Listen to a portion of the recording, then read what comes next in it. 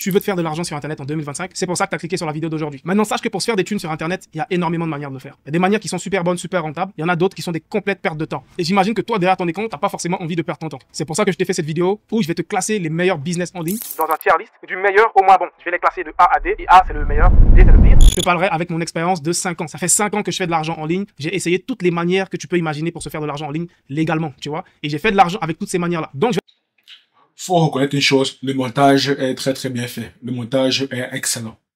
Je vais te partager une expérience transparente et honnête de ce qui marche réellement et ce qui est juste du bullshit et juste une perte de temps. Donc le premier business dans notre liste, c'est pas forcément un business, mais sur Internet, on te fait paraître comme si c'était un business. C'est le trading. Que ce soit trading forex, crypto, trader des actions, etc. Tout ça, ça s'englobe dans le trading. En vrai de vrai, le trading, c'est pas forcément du business, hein. C'est plus de l'investissement. Parce qu'en soi, selon moi, le business, c'est une manière de démarrer de zéro, créer de la valeur, créer un produit que tu vas vraiment vendre et commercialiser aux gens. Le plus souvent, c'est ça le business, tu vois. C'est de vendre un produit ou un service qui offre de la valeur aux gens. Mais le trading, c'est plus un investissement. Tu prends ton argent et tu le fructifies pour avoir beaucoup plus d'argent. Donc en vrai de vrai, ça devrait être catégorisé comme un investissement. Mais tu sais, sur Internet, les gourous, ils veulent te vendre tout et n'importe quoi, donc ils vont te faire penser que c'est un business. Déjà, un grand point qu'on te vend beaucoup sur Internet et que je pense pas que c'est vrai, c'est que tu peux te lancer dans le trading avec très peu d'argent. 100 euros, 50 euros, 200 euros, 300 euros. En vrai de vrai, il y en a qui le...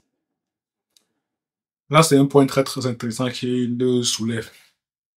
D'une part, le trading ce n'est pas réellement être considéré comme un business. C'est beaucoup plus de l'investissement, c'est beaucoup plus du placement financier. Bon, donc tu prends ton argent et tu le fructifies. Donc, réellement, on peut se lancer avec toutes les bourses, que ce soit 100 euros, 50 euros, 200 euros, 300 euros. Mais le problème avec tout ce qui est trading, forex ou bien crypto, bref, tout ce qui concerne l'investissement, c'est que les rentabilités ne sont pas élevées. Les rentabilités peuvent être de l'ordre de 6%, 8%, 10%. Donc, pour une personne qui se lance avec un très faible capital, avec le trading, supposons par exemple que la personne dispose de 100 euros pour faire les choses simplement, et supposons que la rentabilité est de l'ordre de 10%. À la fin de la journée, elle gagne 110 euros. Donc, elle a un bénéfice de 10 euros seulement. Par contre, pour une personne qui dispose d'un gros capital et qui désire se lancer dans le trading, si elle met sur la table 100 000 euros et si la rentabilité est toujours de l'ordre de 10%, alors elle gagne. Elle a un bénéfice de 10 000 euros. Et 10 000 euros n'est pas une somme négligeable. Donc là, on comprend une chose. On comprend que pour réellement réussir dans le trading, il va falloir mettre sur la table, il va falloir investir avec un gros capital, de manière à avoir des marges, des bénéfices très intéressants. Avec un très faible capital, le jeu, clairement, n'en vaut pas la chandelle. Parce que même pour réussir dans le trading, la plupart des personnes pensent que c'est facile. Ce n'est pas facile. Il va falloir avoir des compétences. Il va réellement falloir avoir des compétences.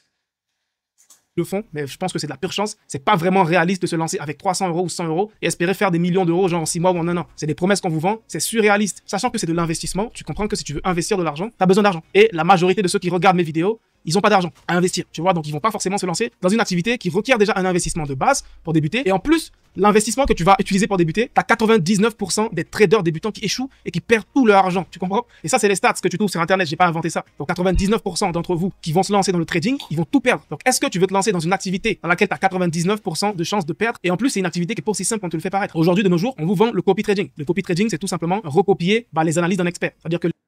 Voilà. Donc, un expert, ou du moins un soi-disant expert, fait plusieurs analyses et recommande à une personne de venir acheter telle action ou telle action. La question qu'il faudrait lui poser, c'est pourquoi est-ce que lui-même n'a pas acheté les mêmes actions? Pourquoi? Il faut se poser la question, pourquoi lui-même il ne fait pas? Donc, réellement, le trading, tout ce qui est trading, moi, c'est pas quelque chose que je recommanderais à des personnes, surtout aux débutants. Pour moi, on se lance dans tout ce qui est trading, crypto-monnaie, forex, bref, tout ce qui est placement financier ou bien investissement. Lorsqu'on a déjà sécurisé un business qui nous génère de l'argent régulièrement. Donc, on se lance dans l'investissement avec une somme dont on n'a pas réellement besoin. Donc, si on gagne de l'argent avec le trading, tant mieux. Si on le paie, ça ne doit pas nous mettre à mal financièrement. Ça ne devrait pas nous mettre à mal financièrement. On investit dans le trading, dans les cryptos, avec une somme dont on n'a pas réellement besoin. Parce que c'est de l'investissement. Le risque est assez élevé. Et moi, j'aime à dire, dans tout ce qui est investissement, on dispose de très, très peu de contrôle. Parce que, réellement, toutes les actions grimpent ou bien vont en baisse. Ça dépend de la dynamique du marché. Ça dépend de la dynamique du marché. Et pour une personne qui ne dispose pas des compétences assez bonnes dans le monde de l'investissement, elle ne sera pas en mesure de comprendre la dynamique du marché, de comprendre les fluctuations du marché et de même de faire une analyse prévisionnelle. Donc, le contrôle est très très faible. Et comme M.J. DeMarco, dans son livre L'autoroute du millionnaire, avait évoqué, le contrôle est l'un des 5 grands commandements de tout business. Nous avons le commandement du besoin, le commandement de l'entrée, le commandement de l'échelle, le commandement du contrôle et le 5e commandement, j'ai oublié. Faites-le-moi savoir dans la barre de commentaires pour tous ceux qui ont lu le livre. Tout ça pour dire qu'avoir le contrôle dans son business, ou au moins dans son activité, c'est très très important. Et parce qu'avec l'investissement, on a très très peu de contrôle. C'est très très difficile de prévoir les fluctuations du marché. Alors il est préférable d'investir une somme dont on n'a pas réellement besoin. Dans le trading, moi également, ce n'est pas un business que je recommanderais aux personnes, surtout aux débutants. L'expert, il fait ses analyses et il te dit achète telle action ou achète telle crypto. C'est-à-dire que moi, j'ai mon argent que j'ai durement gagné et je vais le placer sur voilà, quelque chose, sur une action ou sur une crypto que un soi-disant expert a analysé. Est-ce que moi, je suis prêt à faire confiance comme ça facilement à un expert sur Internet? Pas forcément. Moi, j'investis dans quelque chose que je maîtrise. Et c'est ce que je conseille à tout le monde. Donc, si tu veux investir dans les cryptos, forme-toi un minimum. Ne suis pas juste les signaux d'un gars sur Internet. Si tu veux investir dans le Forex ou peu importe, forme-toi un minimum. Tu vois, donc personnellement, ce business de trading, je le mettrais en catégorie D, qui est vraiment la dernière catégorie dans notre liste. Déjà parce que c'est très risqué, voilà. Pour un débutant, c'est pas conseillé selon moi pour un débutant. Super risqué. Les chances de réussite, elles sont quasiment nulles pour un débutant. Voilà, très faible. En termes de est-ce que c'est un business ou pas, c'est pas forcément un business, puisque ça te requiert vraiment de l'argent dans les débuts pour te lancer. Tu peux pas te lancer en trading sans argent. Ça n'existe pas parce que tu dois acheter et revendre des actions ou des cryptos. Je mettrais ça dans la catégorie D. J'imagine que cette vidéo t'envoie beaucoup de valeur en ce moment. Si c'est le cas, mets-moi un gros pouce bleu et un commentaire. Et dans la description, tu trouveras un guide gratuit que je t'ai fait si tu veux lancer ton business en ligne en 2025. C'est complètement gratuit et je vais t'expliquer de A à Z. Pause de publicité. Bon, on va le laisser, si ça peut l'aider, tant mieux. Donc, on le laisse faire sa petite publicité de son guide gratuit pour tous ceux qui désirent savoir comment lancer un business rentable en 2025. Donc, monsieur Ibrahim Kamara, tenez, c'est cadeau. De manière pratique comment tu vas te lancer en 2025 et enfin commencer à générer de l'argent. Clique dans la description, c'est complètement gratos. Deuxième business de notre liste, c'est les agences de services. Les agences qui vendent des services à des particuliers, à des entreprises, etc. Donc moi, je le mettrais personnellement dans la catégorie B parce que c'est un très bon business. Je l'ai moi-même fait, tu vois. C'est un business dans lequel j'ai généré des dizaines de milliers d'euros et je te dirais même la niche dans laquelle je l'ai fait. Je l'ai fait dans la niche. Une question. Monsieur Ibrahim Kamara, vous venez de mentionner que vous avez fait le business des agences. Mais est-ce que vous l'avez fait lorsque vous étiez débutant? Très, très important. Est-ce que vous avez lancé votre business de l'agence de marketing lorsque vous étiez un débutant? Parce qu'à mon sens, le business des agences de services, c'est un business très compliqué pour les débutants surtout. Parce que cela requiert d'avoir plusieurs compétences à la fois. Prenons par exemple, disons qu'une personne souhaite proposer des services de montage vidéo. Le montage vidéo est une thématique, est une activité qui est réellement en vogue actuellement, surtout avec l'essor de la création de contenu. Donc, se lancer dans le business des services de montage vidéo, c'est réellement très très intéressant comme business. C'est très très bon, très très intéressant comme choix. Maintenant, pour une personne qui est débutante, et qui souhaite proposer des services de montage vidéo, il va falloir, d'une part, qu'elle dispose de très bonnes compétences en montage vidéo, de manière à fournir aux clients un service de qualité dans le montage vidéo. De manière à ce que le client puisse avoir des vidéos qui ont un excellent montage, un peu comme le montage de votre vidéo actuellement. Est-ce qu'un débutant pourrait avoir un tel niveau de montage, une telle qualité de montage? Pour cela, il va falloir que ce monteur puisse passer du temps à accumuler des connaissances, des compétences. Donc, première chose, il va falloir du temps pour avoir la compétence. Deuxième chose, une fois qu'on a la compétence, il va falloir trouver des personnes qui soient intéressées par nos services de montage vidéo. Et pour cela, il y a deux options. Soit faire la création de contenu, soit faire la publicité. Qu'importe l'option choisie, cela requiert d'avoir des compétences pour savoir comment créer des contenus. Cela requiert d'avoir des compétences pour savoir comment faire de la publicité. Supposons que nous optons pour l'option 1, la création de contenu.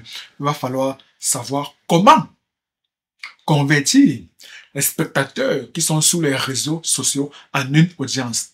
Cela, il va falloir faire des vidéos de qualité de manière à convertir le maximum de viewers, de spectateurs en abonnés. Ensuite, en de personnes qui sont des prospects étant des personnes qui ne sont pas encore passées à l'achat. Ces prospects doivent devenir des clients, donc des personnes qui ont bénéficié de vos services de montage vidéo. Donc là, vous comprenez qu'il y a énormément de compétences à maîtriser pour une personne qui souhaite ouvrir une agence de service. Et pour un débutant, c'est énormément de travail. C'est énormément de compétences à maîtriser à la fois. Moi, ce que je recommanderais à un débutant qui souhaite lancer une agence de service, dans un premier temps, c'est de se former afin d'avoir des compétences de haut niveau pour fournir un service de qualité exceptionnelle. Ça, c'est la première chose. Ensuite, une fois qu'il a déjà un bon niveau en montage vidéo, là maintenant, il peut se concentrer à tout ce qui est vente, à tout ce qui est marketing, de manière à amasser des prospects et à convertir ces prospects en clients.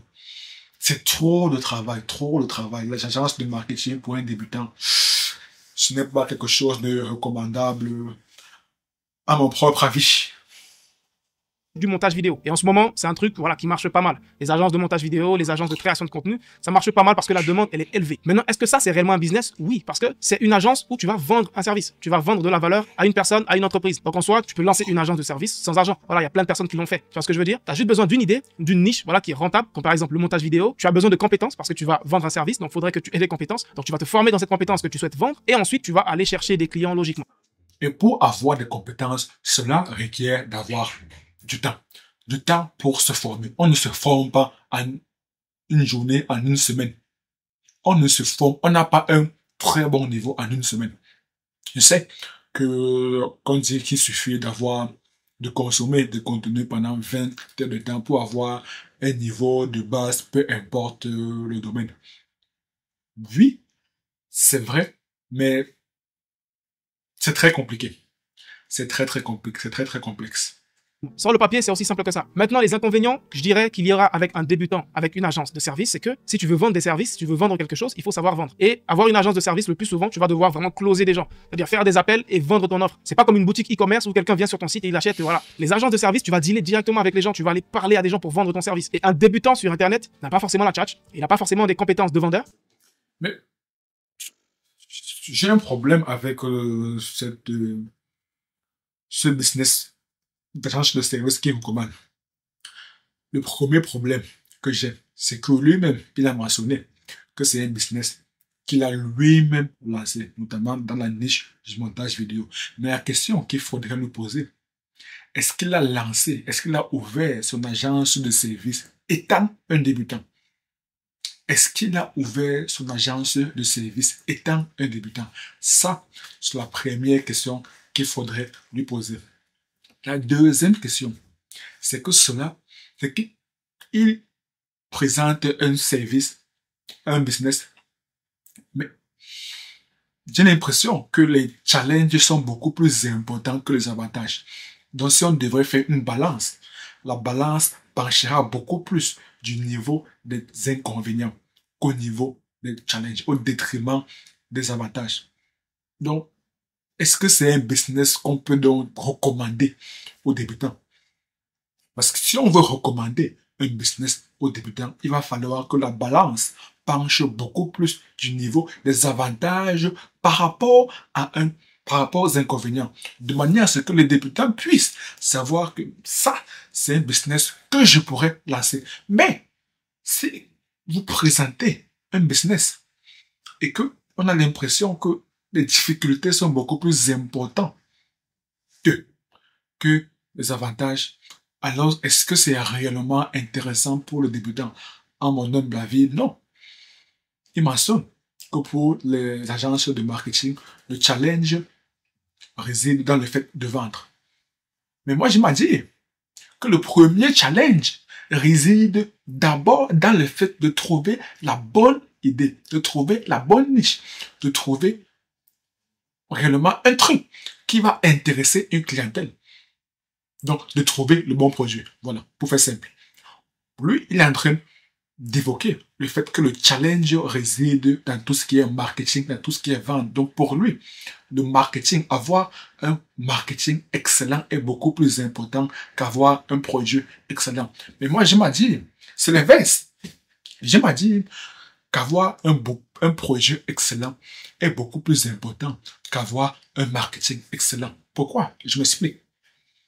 Avec un marketing excellent, certes, vous pouvez avoir votre client, vos clients.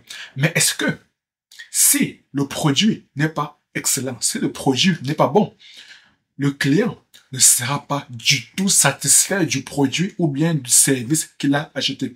Ce qui fait en sorte que plus tard, lorsque vous proposerez à ce même client un autre produit ou bien un autre service, la probabilité qu'il achète est très très faible parce qu'il n'a pas été satisfait du premier achat qu'il a réalisé.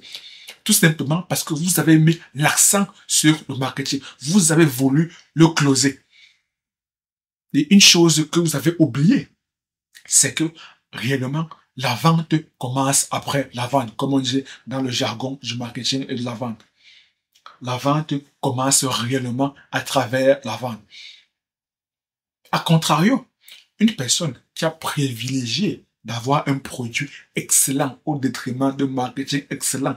Donc, la personne a un produit excellent, mais son marketing est moyen.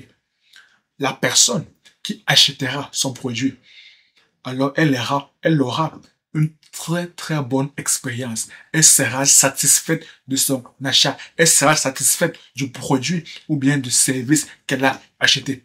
Et ainsi, plus tard, lorsque le vendeur proposera un autre produit ou bien un autre service à ce même client, la probabilité qu'il achète est beaucoup plus grande. Pourquoi? Parce que la personne, le client, a déjà été satisfait du premier achat, du premier produit. Donc la relation de confiance est déjà bâtie. La relation de confiance est déjà solide. Par contre, si on privilégie le marketing au détriment du produit, cette relation de confiance est brisée. En privilégiant le produit au marketing, alors on est en train de penser long terme. Donc là, on comprend une chose très très intéressante. On comprend que marketing excellent plus produit moyen, c'est une stratégie court-termiste. A contrario, produit excellent et marketing moyen, c'est une stratégie long-termiste. À long terme, ça va finir par payer parce qu'un produit excellent est toujours mieux qu'avoir un marketing excellent. Et pour revenir donc au business de l'agence de service, comment faire pour avoir un produit excellent ou bien pour avoir un service excellent, étant donné qu'il s'agit d'une agence de service, il va falloir avoir des compétences assez solides de manière à fournir un service excellent et non chercher rapidement à avoir des clients. Parce que si on cherche tous les jours à avoir des clients, alors on délaisse le fait de produire, de fournir un service excellent. Voilà, donc c'est un peu l'élément sur lequel je n'étais pas assez d'accord avec Monsieur Ibrahim Kamara. Moi, je pense, Dieu comme fait, qu'il faudrait toujours privilégier la qualité du produit. C'est d'ailleurs la raison pour laquelle j'ai de plus en plus remarqué que la plupart des grands entrepreneurs se concentrent sur le fait d'avoir un produit excellent et ont toujours une équipe de commerciaux qui vont se charger d'avoir un marketing excellent, de manière à ce que la combinaison produit excellent plus marketing excellent, alors le chiffre d'affaires explose. Le chiffre d'affaires devient affolant. Parce que l'entrepreneur a compris qu'il devrait avoir une équipe de commerciaux, que leur travail, étant donné que ce sont des commerciaux, alors ils sont excellents en tout ce qui est marketing et vente. Et l'entrepreneur se concentre à produire un service ou bien un produit de qualité. Voilà. Et c'est là vraiment qu'il va buter. Comment je vais convaincre des gens pour me payer, tu vois, payer réellement pour mes services. Et c'est des questions que je reçois au quotidien dans mes emails. Ibrahim, comment faire pour trouver des clients par-ci, comment faire pour trouver des clients par-là. Mais la réponse, elle est simple, apprenez à vendre, tout simplement. Et si tu veux apprendre à vendre, la meilleure manière, c'est d'accepter le rejet. Faudrait que chaque semaine, tu parles à au moins 10, 20 personnes potentiellement qui peuvent acheter ton produit. Et je suis sûr que tous les gars qui ont une agence de service qui sont aujourd'hui devant moi, ça m'étonnerait que vous parlez à 10 ou 20 personnes par semaine pour vendre votre produit. Tu comprends? Si tu fais pas ça, commence à le faire. Parce que c'est le meilleur moyen d'apprendre à vendre, c'est d'être confronté à des personnes et vendre ton produit et d'accepter le rejet. Faudrait pas que le fait qu'une personne te dise non, je veux pas, ça m'intéresse pas, te ralentisse d'aller chercher d'autres personnes. Ça fait partie du rejet. Plus tu vas parler à beaucoup de personnes, plus tu auras des noms. Donc, il faudrait accepter qu'on te dise non. Donc, les agences de service, je les mettrais en catégorie B, voilà, parce que je pense qu'en 2025, ça marche de tonnerre. Et surtout, avec l'intelligence artificielle, il y a tellement d'IA, mon frère, rien que ChatGPT. Oui, c'est clairement, ce n'est également vrai. Le fait que pour vendre, il va falloir être confronté à plusieurs personnes et accepter le rejet, accepter le fait que peut-être 90%, voire même 95%, voire même 99% des personnes te diront non. Mais, gardez espoir. Et, réellement, c'est à travers le non qu'on pourra améliorer son produit. Si la personne te dit non, alors tu comprends que peut-être ton offre ou bien ton produit n'est pas excellent.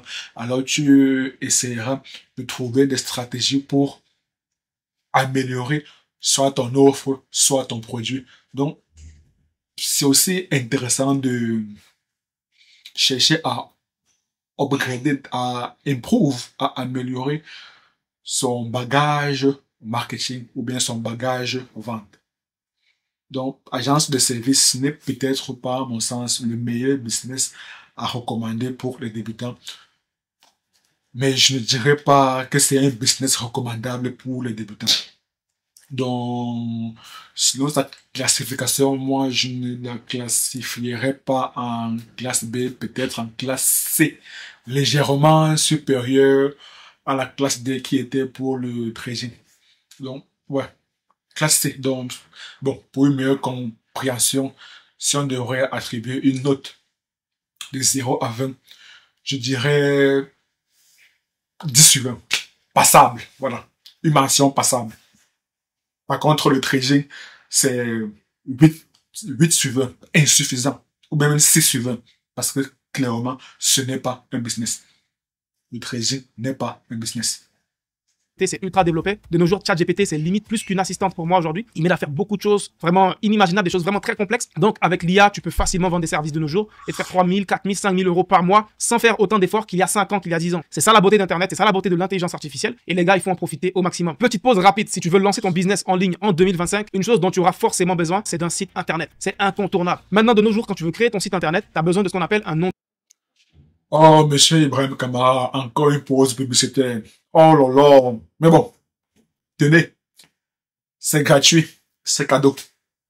de domaine. Le nom de domaine, c'est l'extension qu'il aura à la fin de ton site. Donc, ibrahimkamara.com, le .com, c'est ça le domaine. Et de nos jours, le .com a été tellement popularisé qu'on pense que c'est seulement ça la référence. Alors que pas du tout. Il y a des très bons domaines comme .store, par exemple, qui sont aussi très connus et même très professionnels. Surtout si tu crées une boutique de commerce où tu vends des services ou même une agence de services où tu vends quelque chose. Le .store, il implique déjà que c'est une boutique et ça fait déjà très professionnel. Et il y a même déjà des personnalités qui l'utilisent déjà, comme le grand MrBeast et même Cristiano Ronaldo et même aussi Kylie Jenner. Donc, il y a des grandes personnalités qui utilisent le .store et je pense que tu devrais aussi l'utiliser. Tu trouveras dans...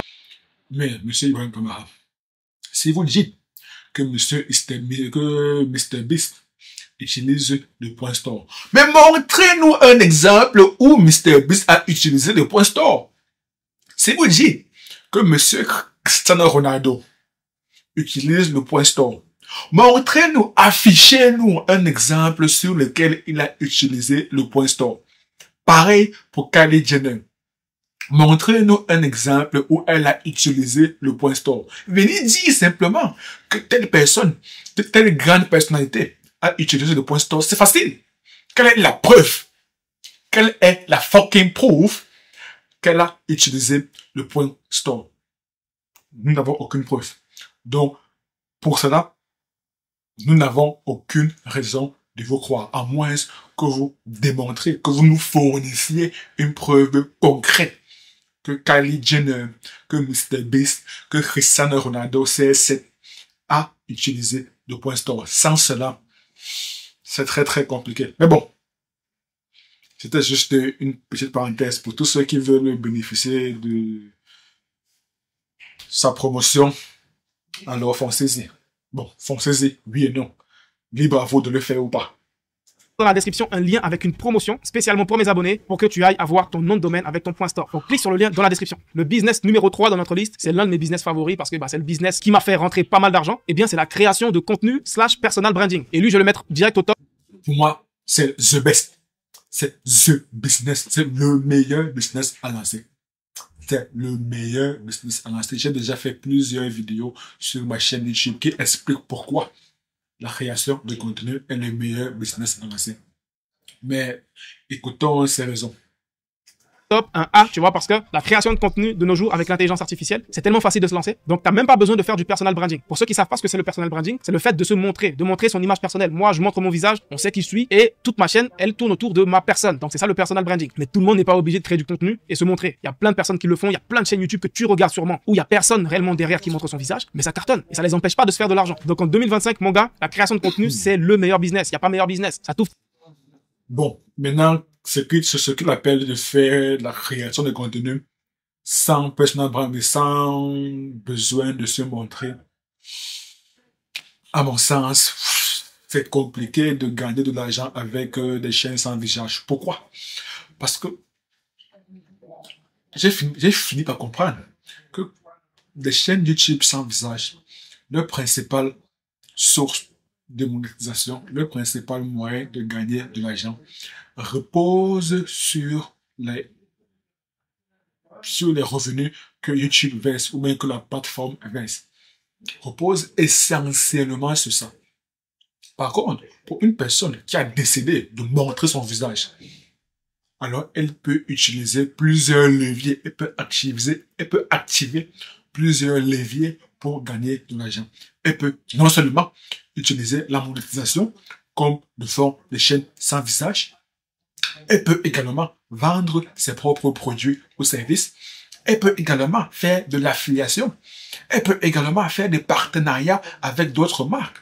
Donc, elle dispose de plusieurs leviers intéressants pour gagner de l'argent. Par contre, pour une personne qui dispose d'une chaîne sans visage, son principal levier, c'est à travers la monétisation. Et ça, c'est très, très dommage. D'ailleurs même, je ne comprends pas pourquoi des personnes refusent de montrer leur visage lorsqu'elles sont sur YouTube. Ça, c'est un truc que je ne comprends pas. Tous les jours, lorsque vous sortez de chez vous, on vous voit. Tout le monde vous regarde. Pourquoi est-ce que vous avez peur que des personnes vous regardent en ligne? Au sens, c'est où vous pensez que les réseaux sociaux, c'est un monde à part. Non! C'est pas un monde à part. ce n'est clairement pas un monde à part. C'est un peu comme si, voilà. Ça, c'est un truc que monsieur Aurélien Tchouameni avait dit qui m'a marqué. Les footballeurs sont des personnes comme vous et moi. La seule différence, c'est qu'ils sont médiatisés. Point barre. Moi également, auparavant, je voyais des footballeurs comme des personnes venues d'un monde à part. Pourtant, ce sont des personnes comme vous et moi qui sont juste médiatisés. Donc, tous les jours, ils se lèvent le matin, ils vont au travail, donc, ils vont à l'entraînement, le week-end, ils ont match. Des personnes lambda. La seule différence, c'est qu'il y a des caméras qui sont braquées sur eux. Point barre. C'est pareil donc pour une personne qui est sur les réseaux sociaux. Lorsque tu es sur les réseaux sociaux, c'est pareil. C'est juste que le monde, plusieurs personnes ont la possibilité de te voir. Une personne qui, si toi par exemple tu résides en France, une personne qui réside en Afrique a la possibilité de te voir. Donc c'est réellement la seule différence avec la rue que tu empruntes tous les jours, c'est que plusieurs personnes ont la possibilité de te voir en même temps. C'est tout. C'est tout. Et ce n'est même pas plusieurs personnes. C'est que c'est une personne qui n'emprunte pas la même rue que toi, qui a la possibilité de te voir. C'est un peu comme si elle avait des lunettes des militaires là, pour te voir. C'est tout, non? Je ne vois pas d'où provient la crainte de se montrer, de s'afficher sur les réseaux sociaux. En tout cas, si vous voulez créer des chaînes YouTube sans visage, alors libre à vous de le faire. Mais à mon sens, il faudrait garder à l'esprit que vos différents leviers de monétisation sont limités. Par contre, pour une personne qui décide de se montrer, elle peut actionner plusieurs leviers pour gagner de l'argent. Tellement de portes en termes d'opportunités et surtout grâce à l'IA. Donc si tu veux savoir ça plus en détail, va sur ma chaîne, tu verras, j'ai fait 2-3 vidéos sur comment faire des vidéos avec l'IA sans se montrer. Frère, ça cartonne en ce moment et il faudrait se lancer. Donc l'avantage avec la création de contenu, c'est que tu peux créer plusieurs sources de revenus. Ta première source de revenus, ça sera le contenu, les revenus que tu gagnes directement grâce à la plateforme. Grâce à YouTube, grâce à TikTok, Facebook, ces plateformes te payent directement. Tu fais des vidéos, tu fais des vues et ils te payent. Première chose. Deuxième chose, tu pourras vendre des choses à ton audience, des formations, des coachings, des e-books, peu importe. Tu auras une audience à laquelle tu pourras vendre des choses. Tu pourras faire de l'affiliation. L'affiliation, c'est le fait de parler de produits, voilà, de services, de logiciels. Et quand ton audience utilise ces logiciels, tu gagnes aussi de l'argent. Quatrième source de revenus, tu pourras faire des partenariats avec des marques. Les marques te paieront directement pour parler de leurs produits dans tes vidéos. La création de contenu, franchement, c'est une manière d'imprimer de l'argent. Si tu le fais pas, lance-toi maintenant. Il n'y a plus de barrière de je veux pas me montrer sur Internet. Voilà, tu peux le faire sans te montrer. Donc, création de contenu, on le met catégorie A. Maintenant, le dernier business dans notre liste que je vais présenter, eh bien, c'est le e-commerce / dropshipping. Est-ce que ça Le e-commerce / dropshipping, clairement, ce n'est pas un business que moi je recommanderais aux débutants. Ce n'est pas un business que moi je recommandais aux débutants, mais écoutons ces arguments. marche encore en 2025? Oui. Est-ce que ça marche super bien? Yes, ça marche super bien en 2025. Est-ce que c'est encore plus facile pour les débutants de se lancer? Oui, grâce encore une fois à l'intelligence artificielle. Et est-ce qu'il faut autant d'argent qu'il y a à l'époque pour se lancer? Non. Tu peux te lancer littéralement avec 300 € en dropshipping en 2025 parce que les coûts d'entrée, ils ont baissé. Moi, je pense qu'en France, les gens ont cette perception que le dropshipping ou le e-commerce, ça marche plus trop, c'est de l'arnaque, voilà, parce que il y a plein de personnes qui ont vendu des formations sur ça, mais malheureusement, ça a juste terni l'image de ce business. Frère, aux US, le e-commerce continue d'imprimer de l'argent et de faire des millionnaires à 16 ans, à 17 ans. Ça a l'air irréel, mais ça se passe toujours. Donc, e-commerce, je le mets en A-, voilà, juste en bas. Moi, le problème que j'ai avec le dropshipping, comme je disais tantôt, c'est que oui, comme il a dit, peut-être que tu peux te lancer avec 300 €, 200 €, avec très très peu de capital. Mais le problème, le gros problème, c'est qu'il y a une chose qu'on ne dit pas. Il y a une chose qu'on ne dit pas. Oui, avec l'IA, ça devient beaucoup plus, je ne dirais pas facile, mais je dirais beaucoup plus simple. Pas facile, mais simple. Parce qu'avec plusieurs outils d'IA qui existent de nos jours, ça devient beaucoup plus simple de trouver des bons produits à vendre. Maintenant, le challenge réside dans le fait de vendre. Le challenge réside dans le fait de vendre.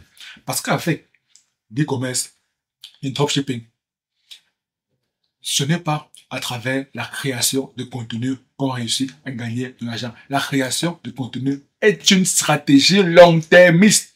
Avec le dropshipping ou bien l'e-commerce, on veut une rentabilité à court terme. Par conséquent, on utilise la publicité. Et pour gagner de l'argent avec la publicité, il va falloir avoir des compétences solides. Sinon, c'est votre argent que vous dépenserez chaque jour. Et réellement, comprendre la publicité, c'est quelque chose de pas évident. Et pour un débutant, parce qu'ici, il s'agit des débutants. Les débutants n'ont pas de compétences solides dans tout ce qui est publicité. Et par conséquent, les débutants devront s'attendre à dépenser énormément d'argent. Dépenser énormément d'argent. Donc les personnes qui viennent vous dire qu'on peut se lancer avec 300 € dans le dropshipping ne vous disent pas qu'il y a des coûts en termes de publicité, qu'il faut prévoir un budget publicitaire. Peu importe la méthode de publicité que vous utilisez, vous pouvez soit utiliser, donc passer par les plateformes, principalement Facebook, parce que Facebook, notamment à travers Facebook Ads, est le réseau social privilégié par la plupart des dropshippers. Pour la simple raison que Facebook est le réseau social le plus populaire au monde, avec un nombre d'abonnés mensuels avoisinant les 3 milliards d'utilisateurs actifs. Donc, en passant par Facebook Ads, alors vous avez une audience grandiose, une audience énormissime. Mais, rappelez-vous, lorsque des personnes viennent sur Facebook, elles ne viennent pas principalement pour acheter un produit, non. Elles viennent pour s'amuser, elles viennent pour se connecter avec leurs camarades, leurs connaissances, tout et tout. Elles ne viennent pas dans l'intention première d'acheter un produit. Donc, si vous n'avez pas de compétences assez solides dans tout ce qui est publicité, de manière à rediriger l'objectif des personnes qui sont venues à la base pour se connecter avec leurs connaissances, de manière à ce qu'elles puissent être intéressées par le produit qui est présenté dans votre vidéo publicitaire. Si vous n'avez pas cette compétence, alors vous dépenserez énormément d'argent. Vous pouvez aussi passer soit par des micro-influenceurs TikTok. Mais ces micro-influenceurs vont vous demander une certaine commission. Donc, il va falloir avoir un budget. Il va falloir avoir un budget. Et le problème, c'est que la plupart des personnes qui vous font la promotion du dropshipping vous cachent ces coûts publicitaires. Ne vous disent pas qu'il va falloir avoir un budget publicitaire à prévoir. Ils vous disent seulement qu'on peut se lancer avec 100 €, 200 €, 300 €. Ça, elles ne vous disent pas. Elles ne vous disent pas ces coûts publicitaires. Et ça, réellement, c'est une dépense qu'il ne faudrait surtout pas prendre à la légère. Ce n'est surtout pas une dépense qu'il faudrait prendre à la légère. De moi, contrairement à monsieur Ibrahim Kamara qui recommande le dropshipping aux débutants, moi, ce n'est clairement pas quelque chose que je recommanderais aux débutants. Donc, si je devais attribuer une note de 0 à 20, je dirais passable. Donc, toujours autour de 10, 11 sur 20. De la création de contenu, ça marche toujours, tu peux te faire énormément d'argent avec. La barrière d'entrée en termes d'investissement, elle est vraiment assez courte. Voilà, tu n'as pas besoin d'énormément d'argent pour te lancer. Mais par contre, il y a des mais, parce que voilà, il y a des barrières d'entrée qui vont un peu bloquer certains débutants. C'est le fait de pouvoir faire plusieurs choses à la fois. Le e-commerce, c'est l'un des business qui va te demander de gérer plusieurs aspects d'un business en même temps. La création de contenu, tu vas créer du contenu pour ta marque, gérer les réseaux sociaux de ta marque, faire du marketing pour ta marque, créer un site internet, rechercher des produits, etc., dealer avec des fournisseurs. Donc, ouais, c'est le problème que j'ai avec cette vidéo, du moins avec les business dont ils recommandent, qui sont intéressants pour les débutants, c'est que toujours la balance entre inconvénients, entre difficultés est penche beaucoup plus du niveau de la difficulté qu'au niveau des avantages. Pareil ici pour le dropshipping. Il dit oui, on peut se lancer avec 300 € de dropshipping à mauvaise presse en France. Aux États-Unis, les dropshippers impriment de l'argent à l'âge de 16, 17 ans. Là également, ils ne partagent pas le budget publicitaire à prévoir. Ensuite, il parle de mais. Il va falloir gérer plusieurs choses à la fois. Il va falloir rechercher le produit. Il va falloir gérer les réseaux sociaux. Il va falloir faire la création de contenu dans tout ce qui est publicité. Il va falloir créer un site internet. Clairement, il va falloir gérer plusieurs éléments simultanément. Donc, voilà, vous-même, vous constatez que la balance, que les difficultés sont beaucoup plus importantes par rapport aux avantages. Donc, est-ce qu'on peut réellement classer cela en catégorie à moins, comme il vient de le faire? À mon sens, non. Si pour un business, surtout pour les débutants, les difficultés, les challenges sont beaucoup plus importants que les avantages, que les bénéfices, alors on ne peut pas dire que c'est un business qui est recommandable.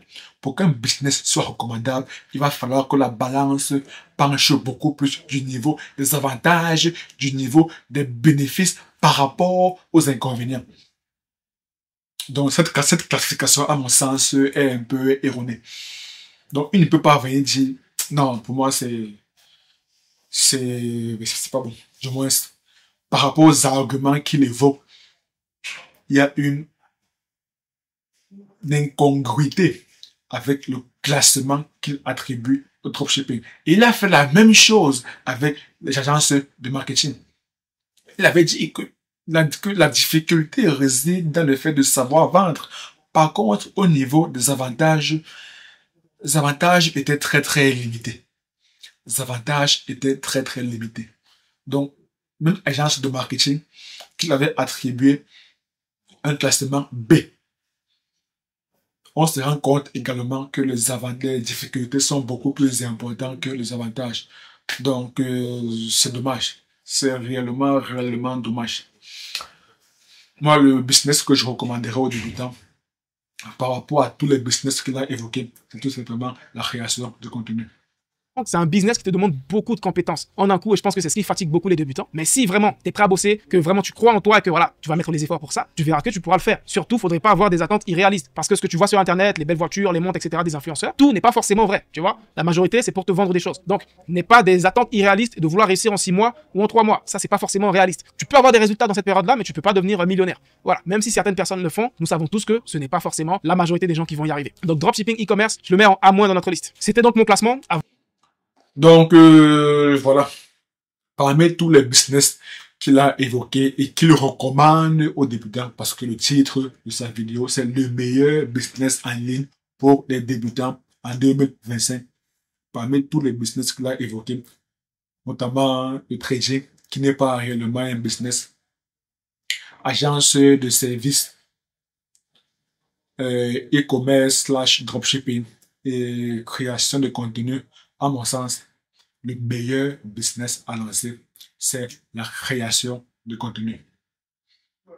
Le meilleur business à lancer, c'est la création de contenu. Et lorsqu'on parle de création de contenu, alors on peut créer du contenu sur tous les réseaux sociaux, notamment YouTube, ou bien Facebook, ou bien Instagram, ou bien TikTok. Et étant donné que de nos jours, la plupart des personnes préfèrent consommer massivement les contenus courts, les shorts.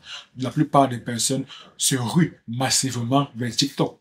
On pourrait penser que TikTok est la meilleure plateforme pour créer du contenu. Mais à mon sens, je reste persuadé, je crois dire comme fait, que la meilleure plateforme pour créer du contenu est YouTube.